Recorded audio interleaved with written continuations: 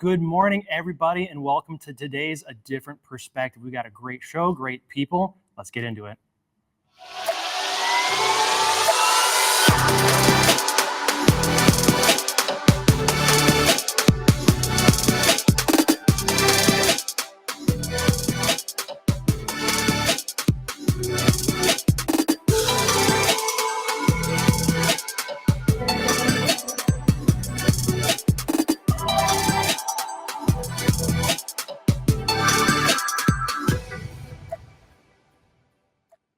Alrighty, everybody, Dr. Lucas here. Dr. Patrick had to get called away and do some traveling. If you've been watching his Instagram, you know exactly where he's been and who he's been with. But great leaders tend to gather together. In fact, we've got a great seminar coming up just next year. Our Leadership and Longevity, May 2nd and 3rd. We have a lot of great people set up for that. We have 4 speakers ready to go and 3 more coming up. Mary Holland from the Children's Health Defense is going to be there. If you've ever been to one of our seminars, you know exactly how great they are, especially our giveaways. Speaking of which, what have we got today, team?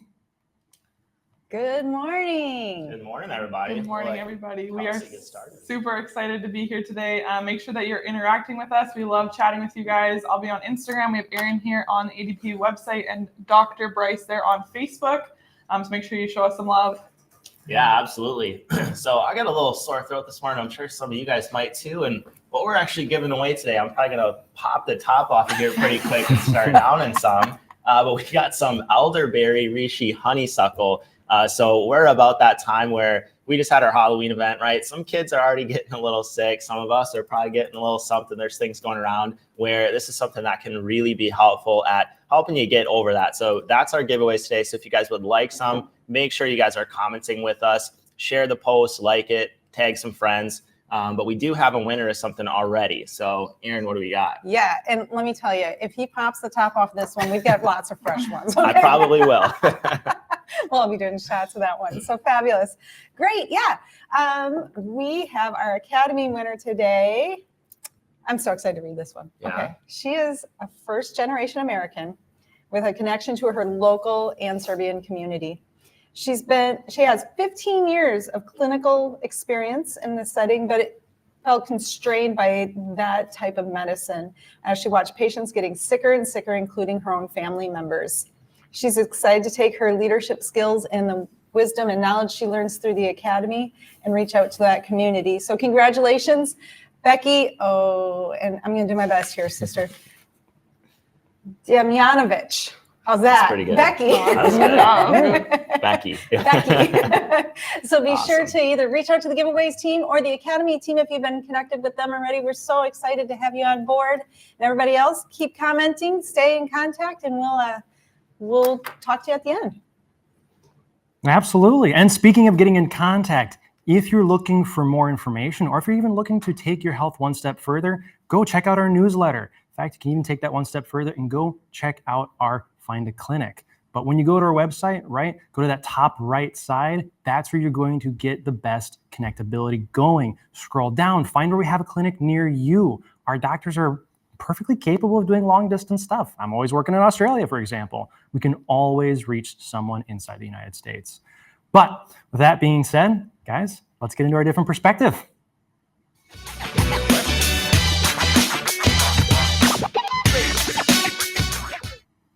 All right, so first things first, guys, we are on the last week of our October Sleep Challenge. And I hope a lot of you have been using some of those resources we have been putting out. Because this challenge, well, a lot of people, they can struggle with that one. But that's why our team puts together great resources, right? If you go to that little link down below, wellnessway.com, guide sleep, use that QR code. We will get you something that we've made custom to help you out on getting your sleep back on track. Take care of that little planner. It's going to help you evaluate what you're doing, where might be your weak points at. But you need to make a plan from there. Because if you don't have a plan, it's hard to make changes. But after that, execute, building those habits. And after you started doing those kinds of things, doing week by week, you need to reflect. Where did it go right? Where did it go wrong? And after that, you keep going. But as we all know, sometimes you need a little extra help. And that's why we put together our Sleep Challenge Bundle, our Sleep Well Challenge Bundle. We got a couple things hanging out in there that can all do something different to help you out. But I got a question, guys. what I'm going to put up next, hope you can identify, because today we're going to talk about one of those herbs and how it may be able to help you in your sleep. All righty. Now, I'm going to give you about 3 seconds. If anyone can kind of guess this little herb, we're going to have some fun with that.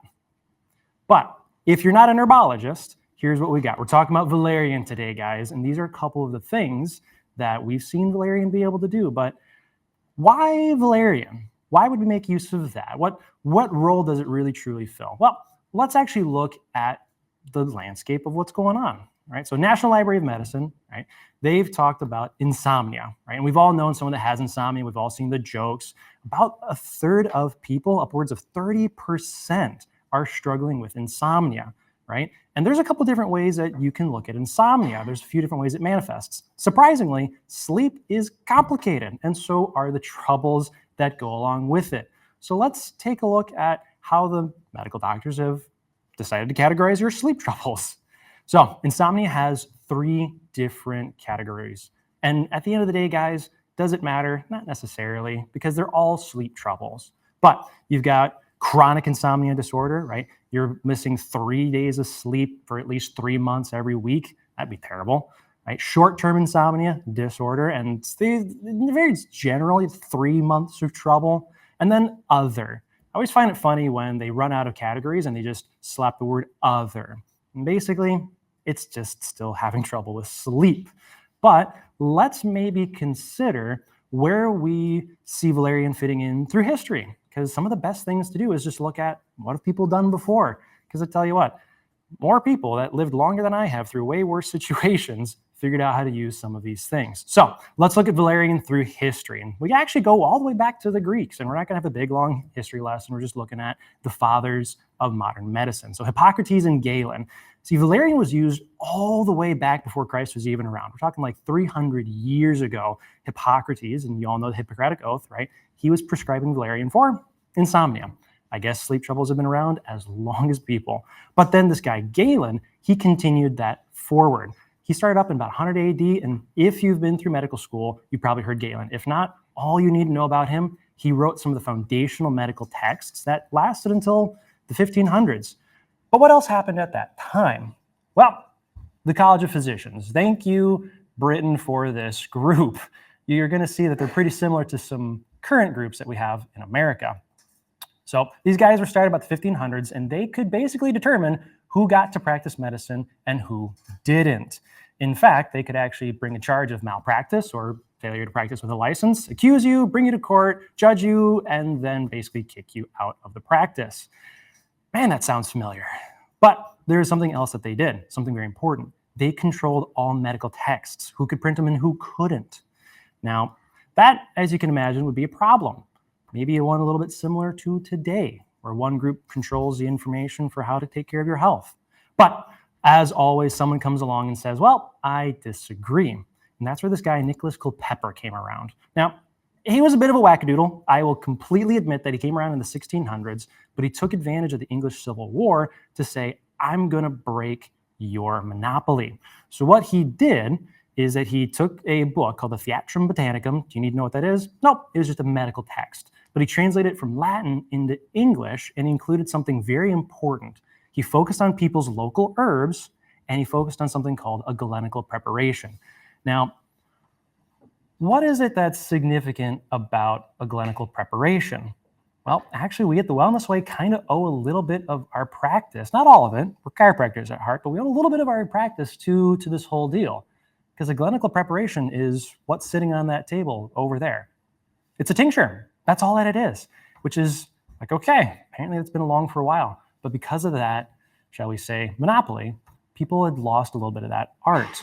But valerian kept on going because guess what? It's a great herb. In fact, it was even used during World Wars I and II. It was actually given to soldiers that had shell shock to help calm the nerves. And during the British air raids, well, they had a ration of valerian as well. But what is it that makes valerian really truly tick? Well, if you've been around the Wellness Way, you know we like to break things down and understand what it does. And one of the most well-researched components of valerian is this little thing called valerianic acid. Sounds like a great name, but what does it do? And this is where we're going to go from here. But one of the big things is that it modulates the GABA receptors. All that means, guys, is it helps turn them up or turn them down according to the body's needs. But it takes it one step further. It actually helps with the production of GABA. And we've all heard about GABA, GABA this, GABA that, GABA, GABA do, right? But this is one of those herbs that helps with that production and even helps keep it in the system a little bit longer. But it actually does more than that, because remember, one herb does not act on just one thing. It actually affects your serotonin. It takes it a step further too. Messes with your norepinephrine, so some of your adrenal hormones, and heck, it even affects dopamine. But what about GABA inside of valerian? Well, it's actually got some GABA too. And GABA does a lot. Now, if you've ever been a bit of a chemistry nerd, you might appreciate this, but that's what it looks like. But we're going to really dive into what GABA does. And guess what? It does a lot more than just affect your sleep. And holy cow, was I impressed with how complicated sleep gets and how intimately tied GABA is to almost all of your other functions. Ladies, you're going to appreciate a little bit of what GABA can do in you and for you. But here's an important thing, okay? You cannot think of an herb like a medication. Oh, I've got a sleep problem, so I'm just going to take valerian. No. If you don't know why you're having a sleep problem, you're going to end up basically taking the medical approach, right? So you got a bad boss, you got a bad coworker, money stress, your spouse is driving you crazy, husband forgot to do the laundry again, and you're starting to see some sleep problems. Well, for a lot of people, they're going to go to their doctor, right? They're going to say, oh, doc, I got this problem. They say, yes, you have sleep problems. Here, take a medication. They're probably going to give you Ambien. Now, what is Ambien? Well, let's kind of break it down, right? Because the better you understand what something is, the better you can understand why it's around and maybe what you can do differently. So it's classified as a non-benzodiazepine. We've all heard of benzos. Someone's probably been on them. A couple of my patients have been on benzodiazepines, and I tell you what, it is a rough time. Now, what's really the difference? It's just the length of time, how specific it is, what it does in you. But what is it doing? Well, it's acting on those GABA receptors, right? Remember, most of your medications are really just imitations of an herb. Some person's attempt to get overly specific, okay? Now, what does that do? Well, it increases the effects of GABA. Assuming you have enough GABA and the receptor's struggling, then this could be one of those things that someone sees some change in. Now, how popular is Ambien? Well, we know 30% of the population is struggling with sleep. This is one of 3 of the most popular drugs out there, okay? How popular? 10 million prescriptions as of 2 years ago, okay? How long are people using this? Well, we see that sleep troubles tend to last about 3 months. About 68% of those people are consistently using Ambien. How long? About 6 months worth, okay? That's a lot of drugs for a sleep problem, and this is only one of the 3 most popular ones. Assuming it's this popular and how widespread it is, maybe there's some benefits, maybe there's some risks, but let's maybe take a look at what could go wrong if you're on a drug, because every drug has a side effect. So let's take a look at that. Okay, so Ambien has some potential problems like muscle pain, lack of muscle control, drowsiness, that's kind of weird, hallucinations, nightmares, and insomnia. I thought this drug was supposed to help your sleep. And apparently bankruptcy can be a long-term side effect of Ambien. I don't know about you, but I would rather not become addicted to that. And it seems as though there might be some potential problems. And look, family problems, dependency, anxiety, even potentially deleting yourself is a problem. But hey, maybe the medical doctors have a better handle of this than we give them credit for. So I found this off of a site where people can just ask a question out there and a doctor can give their opinion. Obviously, there's a HIPAA thing, but this is publicly, anyone can see this, right? And this patient wrote in, for those of you listening, my doctor prescribed me Ambien, and it worked great. But I'm afraid I might become dependent. Is that likely? And what this doctor said kind of floored me a little bit. It's unlikely you'll become dependent. Ambien and similar sleep medications can be effective. Well, yeah, it's forcing your body to do something, but they're much less likely to be habit forming than like benzodiazepines. Guys, if you've been on a benzodiazepine or you know someone on that, you know how addictive this is. Making a deal with the devil is pretty bad. Making a deal with the fallen angel, I guess it's less bad, but dang, that's something that's out there. But let's see, maybe we're missing something. Or maybe not. The National Library of Medicine severely disagrees. You should not use Ambien longer than 1 to 2 weeks to manage. And there's that keyword, manage insomnia. Ambien is habit forming. Taking it longer than recommended, it can create some problems. And if I remember correctly, people are on average doing this for 192 days. It's a far cry farther than 14. But hey, maybe Valerian could be the answer to their problems. So let's take a look at what they've said before about it. So this is from an interesting site. They've got a lot of great research on there, but this is what they had to say about Valerian. Remember, we just talked about Ambien, but regarding Valerian, there's a lack of evidence of its long-term efficacy and safety beyond 4 to 6 weeks. Lack of safety and efficacy, right? We just talked about a drug that you shouldn't use longer than 2 weeks. Minimally, Valerian's already got twice the amount of time it can do. And if I'm not mistaken, you're not going to go bankrupt taking Valerian. But guys, here's the thing. If your problem is something Valerian can help, then of course it'll help. But that's the same, that's true for anything that feeds a process in the body. So what we really have to do, and let's check this out, you have to think about normal function first. If you don't start with what's normal, you're never going to get down into why there's an abnormal thing going on. Sleep is incredibly basic. And for you math nerds, you'll recognize this. And we're always interested in what's within normal. But sleep, guys, is fairly complex. But let's break it down. So this is a wonderful thing. It's called a hypnogram, right? And hypno just basically means sleep. Gram, they graphed it, right? Now, in order to get to sleep, though, there's a lot of stuff that has to go on in your body, right? There are these things called clock genes, and they're always turning on and turning off according to light and other stimuli. I thought genes were supposed to be permanent and immutable. Well, we'll ignore that. But as you go through the day, they're going to turn on and off, and they're going to help produce various chemicals throughout the body. And if you remember some of our previous ADPs, you may remember adenosine. As your body is functioning and going through the day, it builds up this chemical called adenosine, which as it goes up and up and up and up, it will eventually hit a point where it helps to initiate going down and down and down in tiredness. But that's not the only thing, because you have to go through a bit of a cortisol dip towards the end of the day. That's the other thing that needs to happen to get you there. And on top of that, your serotonin has to dip and your dopamine has to change. Guys, this is just to get you to the point of getting to sleep. This is not actually sleep yet. This is everything your body has to do to get tired. Now, what's the other thing? Well, as it gets darker, it's very important to have a dark room, that melatonin is going to start increasing. That's kind of the little knockout punch to help get you the rest of the way, because then finally, then your body is going to release GABA. And now all the complicated, weird stuff of sleep begins, right? That's where you have the deep sleep and the REM sleep, right? And we're going to get into that a little bit more here, but let's maybe talk a bit more about what GABA is. Let's check it out. So GABA, it's a neurotransmitter. It's a hormone. It carries a message, goes to a receptor, that's a receiver for a message, and it has an effect. Well, what does it do? Well, your body has to build it from amino acids, and you're going to be surprised at the amino acid that it takes to build this. It's actually kind of demonized a little bit. But what does it do? It tells the brain to go shush. GABA is basically the great shusher of the body. If the brain starts to go up and up and up, it goes shush, go back down, sleep, calm. And it does that to muscles and other things. And you're going to see some of the other organs that are affected by GABA, because guess what? It's not just in your brain. Now, we know it's going to affect your sleep. It's about that whole shushing, and it's going to interact with your REM and non-REM. Everyone talks about REM sleep. But guess what? Too much REM sleep is actually bad for you. And we'll talk a little bit more about why. But what's that other little bit? We mentioned that GABA is in other places in your body.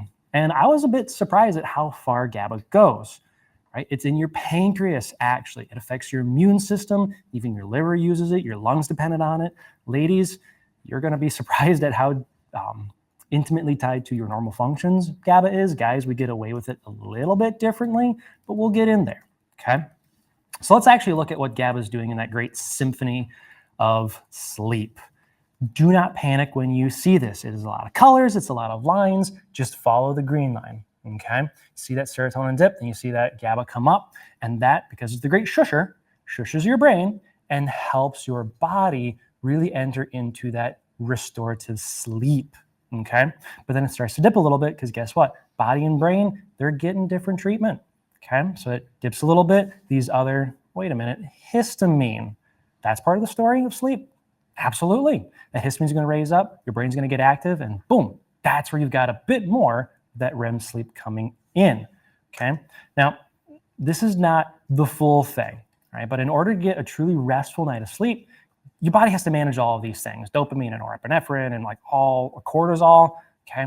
Your body has a lot that it has to do to get in state of sleep. But GABA is a big part of that. Let's look at what happens if maybe you're having a GABA deficiency. Okay. And it's a lot, right? And I was actually surprised at how deep some of these things go for just what happens when you're not able to produce or convert or keep enough GABA in your body, right? Obviously, anxiety is one of those things. If the great shushers not shushing things, you're going to feel it. But actually, depression's a huge part of that. Major depressive disorder and GABA are pretty tightly linked. Obviously, the sleep problems, but they even found that schizophrenia has a huge link to GABA. Okay, and we're not going to hit on that today, right? We're just going to put it out there. What about low muscle tone and hyperactive? Well, remember, it shushes the muscles. It helps even out their responses. If you have poor GABA levels, you're going to be super jerky. You're not going to have good smooth motion. Now, the last two on there, like seizures and neurodegenerative disorders, like those are ones that I think are a bit underappreciated when it comes to GABA problems. But it makes sense, right? If you're thinking about normal function, right? If GABA is part of helping your brain get into REM, right? If it's part of helping to manage that, and that sleep's where you get a lot of restoration, it might make sense why your body's starting to struggle a little bit with maintaining even your brain. But for something as important as GABA, it's got to have a big, giant, long, complicated way of being produced. Actually not. Let's check it out. It's fairly simple, actually. I mean, the Krebs cycle itself, if you ever, okay, I'm probably sure we just got some PTSD for the students in here looking at the Krebs cycle, right, citric acid cycle, whatever you want to call it, your mitochondria producing energy. Your body actually uses that to shunt, wait a minute, what's that? It shunts glutamate over into what's called the GABA shunt. And it uses basically just one enzyme and a couple of nutrients like B6, right? And some cells can recycle it, some can't. It's a lot of it in the brain, but that's all it takes to produce GABA. It takes glutamate, moves it over to glutamine, converts a little bit, boom, you got GABA. That's it. Well, how many cells is it made in? We can get into that a little bit, but let's just take a look at that. Now, don't panic when you see this. The only thing I really want you to look at, right? This is in the brain. There's a GABA neuron. Boom, there you go. That's what's producing your GABA, is those kinds of neurons. And your pancreas cells, but we'll get into that later. But it just takes that glutamine, shoves it down to glutamate, and glutamate's part of the whole deal here that gets a little demonized, right? Everyone's like, oh, glutamate, so excited, so bad. No, it's not bad. Again, when you think of that normal function, your body has these things for a reason. Your body's smart. It's really, really smart. It's doing things you don't even know about. It's doing things that we haven't even figured out yet, right? There are some processes in the body we know happen. We don't have a clue though. Just because glutamate can be excitatory doesn't make it bad. It's bad when your body's normal functions are stressed out and they are no longer having those normal cycles, okay? So let's maybe look more specifically at what GABA can affect, okay? And we're gonna focus on just 4 areas, but there's a lot more that it does beyond this. And let's just start with the brain, right? We already know that it's the, made in the neurons and it's the great shusher, but it also helps produce growth hormone and proteins in the brain. GABA is part of how your brain literally fixes itself up. But like, wait, Dr. Lucas, doesn't it go down in REM sleep? Yes, but that's because the receptors are changing. And like I said, sleep's pretty complicated. And I've had about 40 tabs open of research trying to understand more of how this works. But GABA goes more than that. It's also going to modulate those pain signals. Remember, the shusher can shush whatever the body needs shushed. But we also mentioned the pancreas. Obviously, it's in those beta cells, but here's the cool thing about it. GABA actually helps to convert cells in the pancreas. So if you don't have enough GABA, let's say, then it might just be that you see some insulin problems because unsurprisingly, it's going to help protect those cells and it's going to help regulate that insulin in order to give you some, well, normal function. But your pancreatic beta cells, man, they pump out GABA. It's just a huge amount whenever they're producing insulin. But when you're looking at something like type 1 diabetes, for example, and we've seen this a lot with type 1 diabetes where, oh, you don't have beta cells, your body's not producing beta cells. Well, yes, I was looking at some of those interesting, again, normal function things. And medical doctors are great at looking at disease, okay? And what they've actually found, medical researchers in medical practice, is that there's actually some autoimmunity against that conversion from glutamate, excitatory, into GABA. And yet, the solution is just to give somebody more insulin. Tell me if that makes sense. Let's check out what else makes use of GABA. Well, actually, your GI system. And this one I found really surprising and kind of freaky, actually. But a lot of your own normal bacteria produce and utilize GABA, right? From the Enterococcus to lactobacillus. And everyone talks about lactobacillus and how important it is. These are just a couple. But actually, even your own yeasts.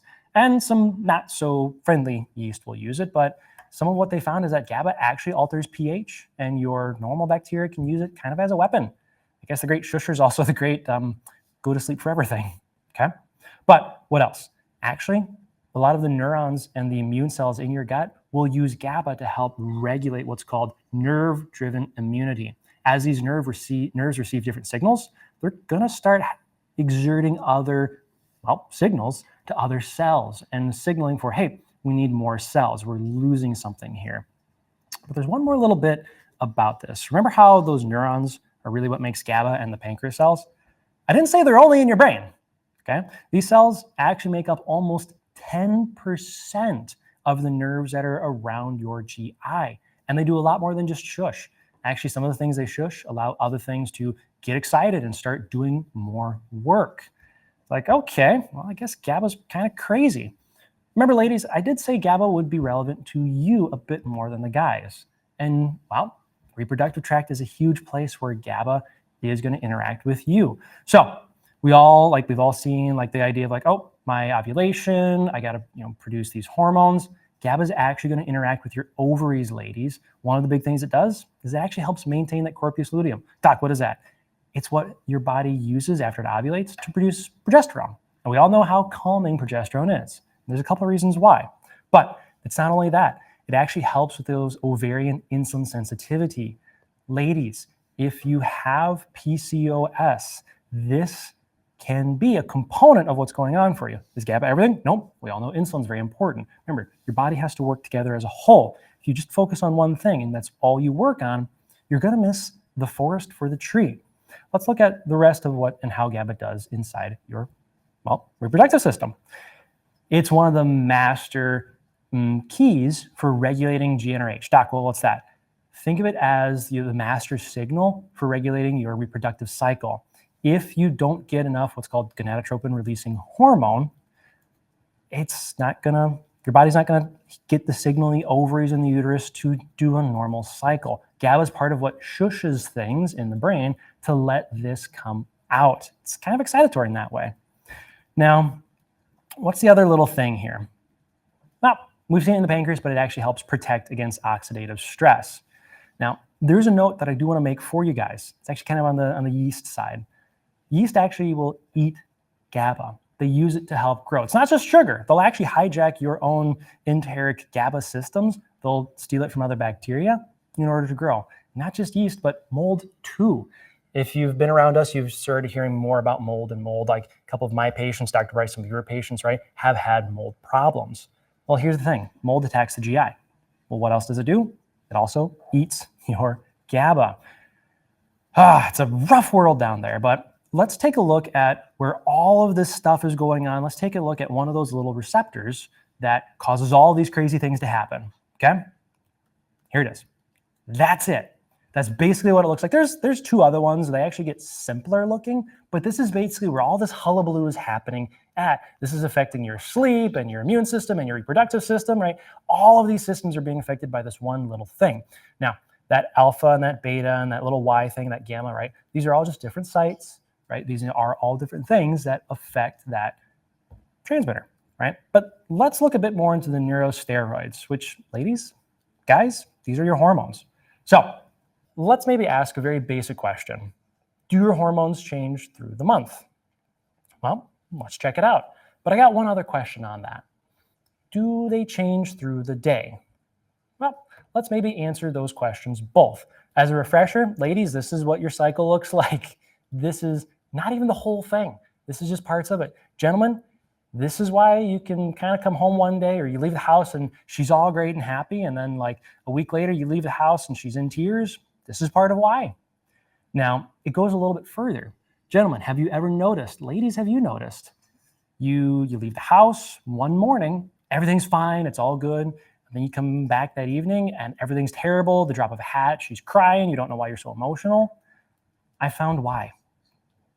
Remember how Doc talks about women need more sleep to replenish their hormones? This is part of why. You actually have a monthly and a daily rhythm of your hormones.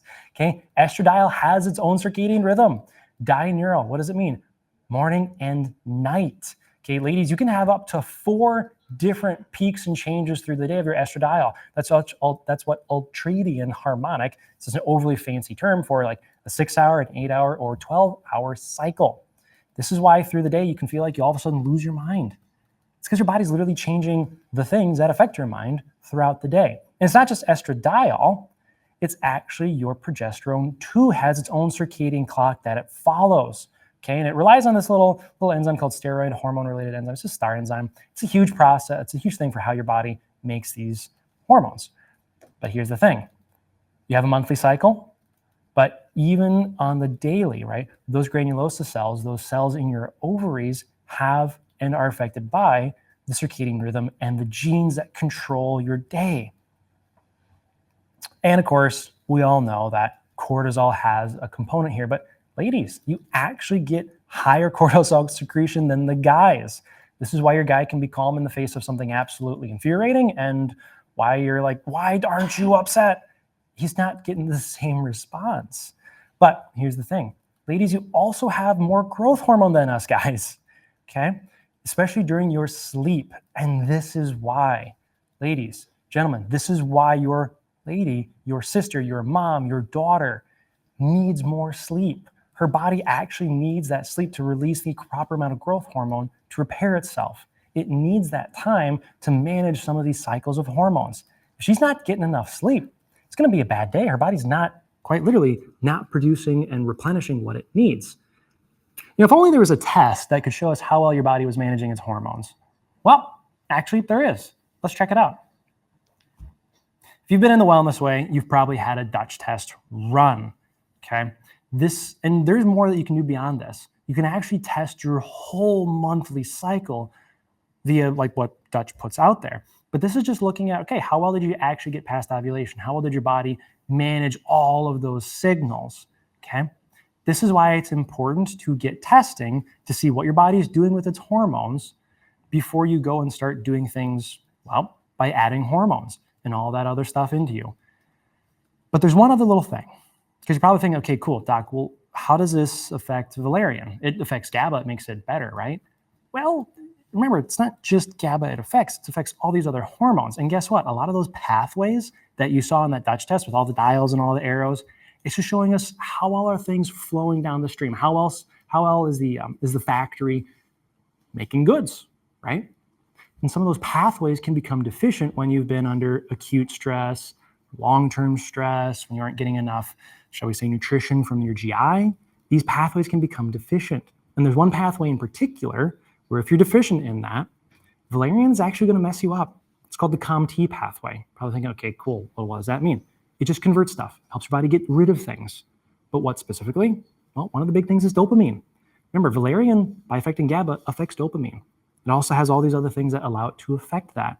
If you take something that helps pump something up, it's going to have to affect other things, and dopamine is going to take an effect. And guess what? And I traumatized our poor interns with this question. I asked them, is dopamine excitatory or is it inhibitory? Does it shush things or does it pump them up? And credit to Almost Dr. Zach, he dug in, figured it out. It's actually both. Dopamine can do both. But how's your body get rid of it? Through the COMT pathway. And we can actually see it on the Dutch test right at the bottom, right? It's got that big giant capital letters COMT. If that pathway is deficient, Valerian's gonna mess you up. And there have been people where they take it and they are wired and they're anxious and they're feeling like they're gonna crawl up a wall. It's always a rough time when that happens because you feel like, Doc, why did it not work? Well, it's not that it didn't work. It's that your body didn't need that, okay? So ladies, let's maybe check out GABA through your cycle because We see all those hormones are changing. We see all those ups and those downs. Let's break it down. Okay, week 1, what do we got? Well, your estradiol is going to be low, your progesterone is going to be low, your testosterone is kind of low. You're just kind of low across the board. Your cortisol is probably going to be high because your body is literally getting rid of some tissue. But what does that mean for your sleep? Well, your REM sleep is going to be a little lower. And actually, your slow wave, that body replenishing sleep, is going to be lower too. You're probably thinking, Doc, why would it do that? Well, you're ejecting tissue. Your body is probably going to keep you a little bit more awake. It doesn't need to heal. It needs to get rid of stuff at that time. We all know what happens over time if you don't have a period. You're going to build up tissue. And, well, if you've hung around Doc, you know he talks about how some of that can go. And it's not pretty. Well, what about week 2? The good week as it can be. Well, estradiol's high, some of that mental clarity. Progesterone's a little low. It's not yet ready. But then you have that testosterone. Ladies, you know when you're week 2, and you know it's good. Guys, you do too. But cortisol should hopefully be stable. Your REM sleep is going to be higher, but your slow wave might be lower. Now, why during that time when you've got all this testosterone, right, and you've got all that energy going on, would your body not have more slow wave sleep? Well, what's going to happen in week 2? What is your body building up to? Ovulation. Your sleep is helping get you ready actually for what goes on around ovulation. You know, they're getting the friskies, the getting ready for having that potential implantation. And guess what? Cortisol is very highly mentally effective. And we've all gone through the process of, you know, trying to do the little courtship thing with people. Tell me, is it physically stressful or is it mentally stressful? It's a bit more mentally stressful.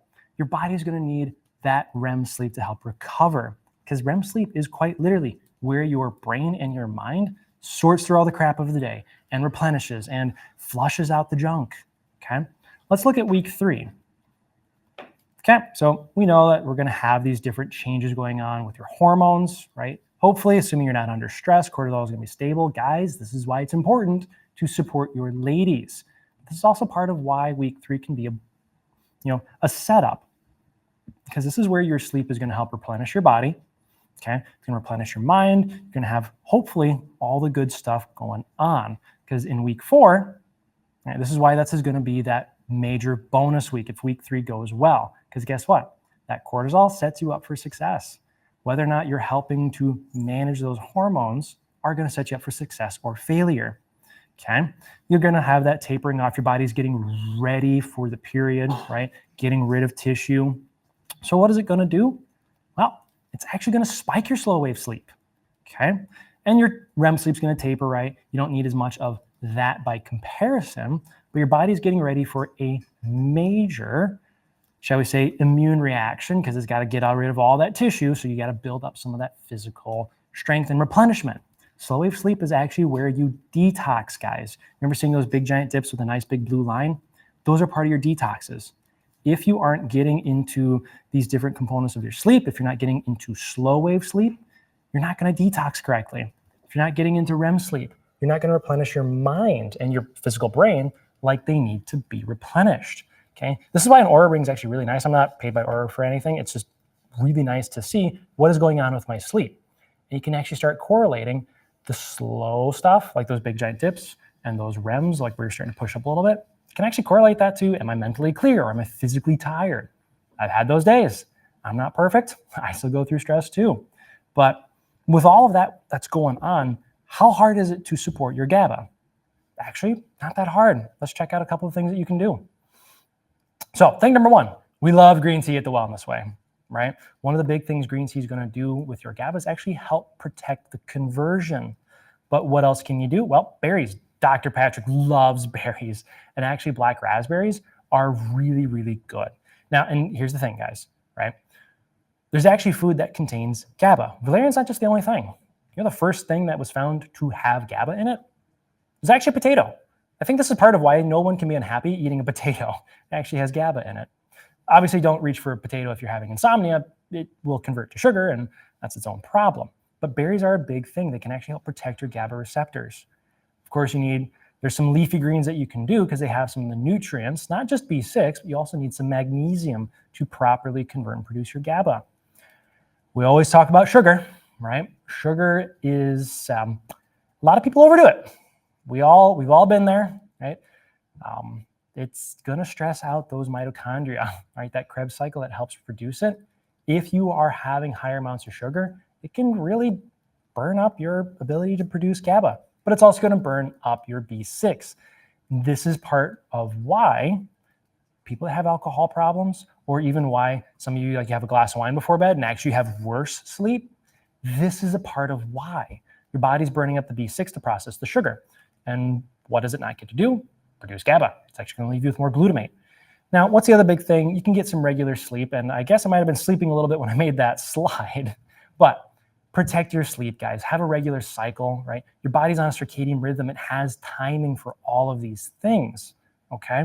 If you are not on a regular sleep cycle, you are going to stress out your body. What's one of the other things? Well, actually exercise. When you are exercising, right? Remember, it helps tone out those muscles. It helps preserve smooth motion, keeps you from being twitchy. Body's going to need more of it. So this is a great way to help produce and stimulate a bit more of the GABA.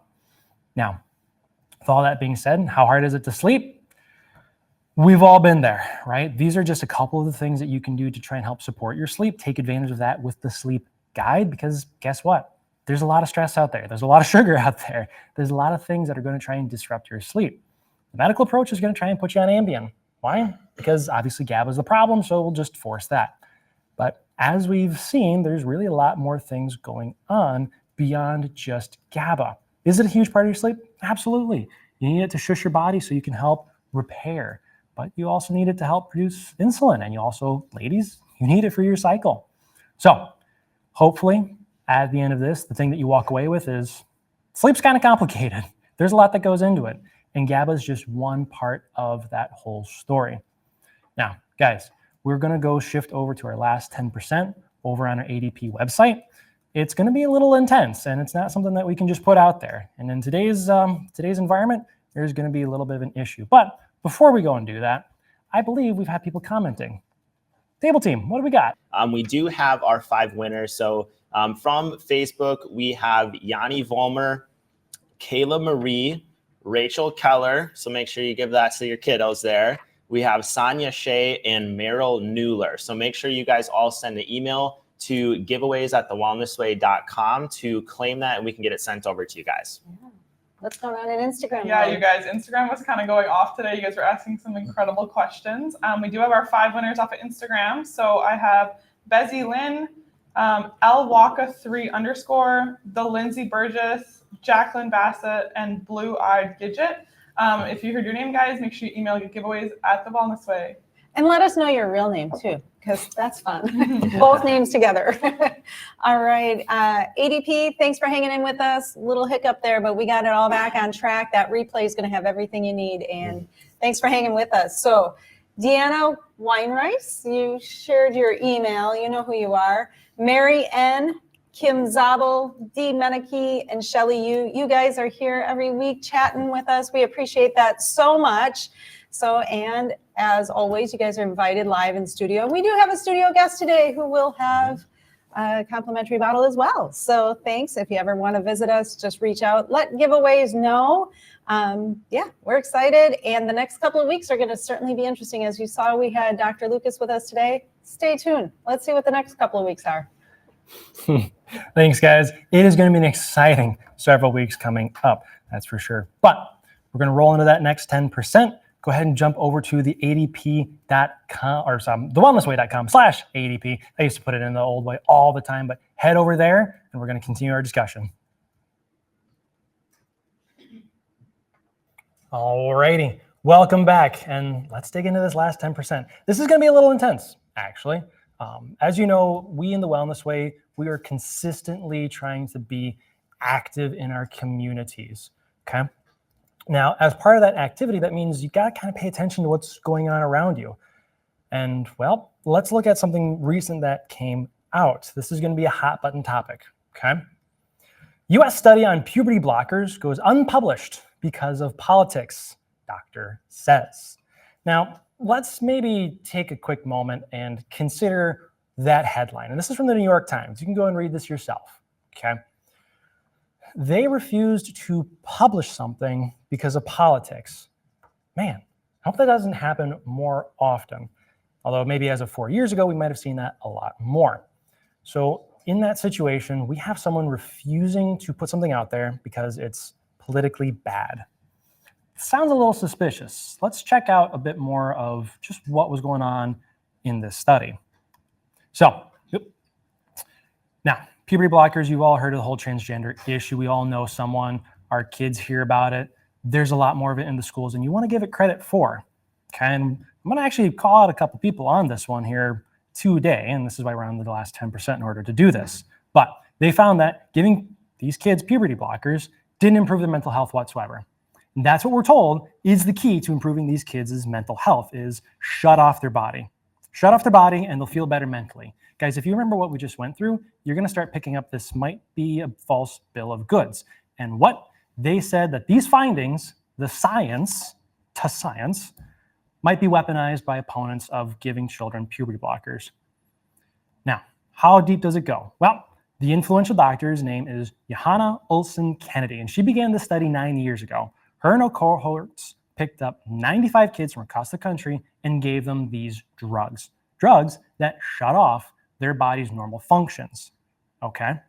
Now, that's a bit suspicious, don't you think? Shoot, we did this to kids for 10 years and we found out it actually makes things probably worse. One of our own people even spoke up and said, I understand there's a fear of weaponization, but this is important. Okay? That's Amy Tilschelman. I believe I got her name correct. She's one of the original researchers. So let's take a step back and consider that. The current environment is if you have someone that thinks they are not what they are, a young lady, for example, that thinks she's actually a boy. The current thing is, well, do you want a living son or do you want a dead daughter? That's what they weaponize and level towards parents. I have seen this. I have talked with people that this has been done to. Okay? That's what we're being told. Okay, well, any parent in that situation is going to want to have their kid, right? It's manipulating parents' hearts and emotions. So they give them these puberty blockers. They shut off in that young lady her progesterone and her estrogens, right? Estradiol, estrone, estriol, which guess what is in her liver and in her brain and all these other organs. And as you just saw, I was tied deeply into her GABA, which you saw is part of her sleep and her pancreas and her GI and all these other systems, including her brain, all rely on those hormones. But don't worry, if you don't give it to her, or if you do give it to her, you can just take it off later if she decides, no, it's actually fine. I have to completely disagree with that. The people that are doing something like this, the people that are saying, if you don't do this, you are cruel and evil because you're going to kill your children, those are the same people that say, just listen to the science. It's so scientific. There's nothing but science about it. This is what the science actually says. We talk about normal function at the Wellness Way. This is from Frontiers in Public Health. I love Frontiers in general. They are a great place. They put out some great research. Steroid hormones and their action in women's brains. The importance of hormonal balance. What's the big thing to walk away from here?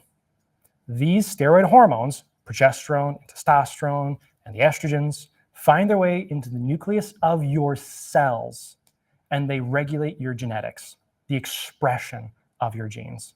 And here's what's more. Those receptors are even on your mitochondria, okay? So let me get this straight. These hormones are part of regulating your genes. These hormones are part of regulating your mitochondria, the most intimate part of your body, some of the basic life functions. And it's not a problem if you shut off those hormones that regulate those. Do you see there might be a little bit of a problem with that? It gets worse. Let's check it out. Going deeper, there are two different ways that these hormones affect that young lady's body. There's what's called activational and what's called organizational, okay? Activational just changes her neurological activity in a non-permanent manner. That organizational effect permanently alters the structure of the nervous system through a whole bunch of different mechanisms, including coating her nerves in myelin, literally killing or growing neurons in her brain, and even getting down to the basic structures of her brain. So And that's publicly available research. Anyone can go out and find that. But people disagree and say, no. It's actually something you can just turn on or turn off. Does that make any sense whatsoever? Does it make sense to permanently alter your child because someone in a lab coat says, we need to do this? Just think through that for a moment. With all just normal function, with just of what we've gone through so far, do you think that actually benefits someone? Well, I mean, it'll help ease their feelings of dysphoria. 10 years, 95 kids, no improvement in mental health. Why? Because you're screwing with their brains. And this is the kind of stuff that Tammy Baldwin says is okay to do. She supports giving children these puberty blockers because it'll help ease their discomfort. It's going to worsen it. And worse yet, you're going to harm that child. You say you're being kind and compassionate. There's nothing more cruel than to offer someone hope and damage their body at the same time. That's evil. And our governor in Wisconsin is helping to further this kind of stuff too. Why is he still in power? Why is he still making policy that affect your children? Because guess what? If you're in those public schools, guess what the dominant ruling perspective is? Are you really okay with that? Because as of, let's say, if this was going on, say, 50 years ago, maybe even 60, my mother would have been a victim of this. Why? Because she liked to play with guns and ride horses and do cowboy stuff. Back then, we just called it a tomboy. That's it. It was so much simpler. And guess what? She's absolutely 100% a woman. If that had happened today, if they'd seen that today, oh no, she must be a boy. We'll give her puberty blockers. But don't worry, she doesn't like it. She can just go off within her body, go back to normal. I've seen the kids that have been done to this. I have worked with some of those people. That is a false bill of goods. That is a lie. Absolutely evil lie. And there's a lot of people that make a lot of money off of doing this to children consistently, getting them into a system that determines what good medical practice is and isn't, and getting them hooked into something where the only hope they have is to keep taking the pill. Okay? I completely disagree with that. But here's the problem. I hope a lot of you get a little upset at that. And if this is something you support, I hope you go back and rethink your life. And some of us have people that we know. I know some people that are non-binary. I know people that consider themselves transgender. I've seen what they've done to their bodies. I see the damage that has happened. I hope you think about what this means. And if this is something you already have a problem with, and you don't need to see the damage it can do to their bodies, what have you done about it? No, seriously, what have you done about it? Have you gone into your community? Have you gone to your school board meetings? Have you gotten active in your politics? Oh, doc, it's politics. I don't want to get involved. I don't care. Because politics determines the society that you live in. Literally, how do you govern society? Are you okay with these politics? Because guess what? Those schools can start doing stuff to your children without telling you. Thank you, Governor. Is that something you're okay with? I hope not. And if you're not okay with it, what are you doing about it? I know what we're doing about it. We're doing things like leadership and longevity. We're gathering people together. We're creating a unified front. I'm behind Dr. Patrick because he's leading that charge. He joined MAHA to help push America's health forward. Is this going to be the only issue there? No, of course not. Of course not. But you need to have a unified front if you're going to change these things. Because most people turn themselves into an island and they forget that they can be part of a team, part of an army, really. An entire group of people with one unified purpose. That's what the Wellness Way does in so many ways. We have, 70 clinics, 80 clinics that are under a unified perspective. And each of our clinics are working to build a community in their communities that can follow and do these kinds of things. Because if we don't stop it, if we don't say that's crazy, who else will? Because I see what the current people in power are doing, and it scares the ever-living crap out of me. And this is not the only time this problem has happened. I don't mean the transgender thing. I mean people dispersing, every man becoming an island, and just like, what people do in their own home is what they do. What goes on in politics, it's politics, I'll never change it. Really? Because we've seen that change before. Nicholas Culpeper helped change the whole arc of health. We have to thank him for tinctures in a lot of ways, coming back into society. Dr. Patrick how he's helped to change the perspective on health by carrying forward what B.J. Palmer and D.D. Palmer started 125 years ago. Are you willing to let that die? Let me show you something from Edmund Burke. If you know your history, this is important. And you can go and find this quote out there, right? Everyone's like, oh, it's the whole like, for good, evil to prevail, good needs to do nothing. It's more than that. Whilst men are linked together, they easily and speedily communicate the alarm of any evil design. They are enabled to fathom it with common counsel and oppose it with united strength. Whereas when they lie dispersed, without concert, order, or discipline, communication is uncertain, counsel difficult, and resistance impractical. When bad men combine, the good must associate, else they will fall one by one, an unpitied sacrifice in a contemptible struggle. Are you associating with good people? Are you working with people to help change your community? Reflect on that. I hope you sleep on that. If you want more content that follows these things, if you want to go deeper into some of these things, go ahead and join us online. Right? We've got various ways that you can get plugged in and go deeper with this, because you're going to find Dr. Patrick talking with RFK Jr. You're going to find him talking with some of these people leading the charge on America's health.